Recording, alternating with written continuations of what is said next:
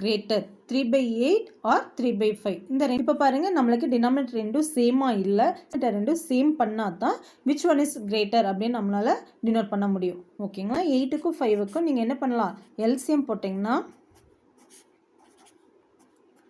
ஓகேங்களா 5 into 8 equal to 40 தான் பண்ணணும் ஸோ 40 வரணும்னா 8 நீங்கள் 5ஆல் both sides multiple பண்ணணும் 3/8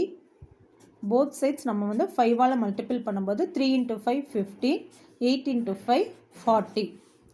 next 3/5 both sides 8ஆல் multiple பண்ணுறோம் 3 into 8 24 divided by 40 இப்போ 3/8 ஓட fractions equivalent fractions என்ன 15/40 3/5 ஓட equivalent fractions என்ன 24/40 இப்போ denominator ரெண்டும் சேம் ஆயிடுச்சு நியூமரேட்டர் பாருங்க நியூமரேட்டரில் எது figure number 24 is a bigger number so great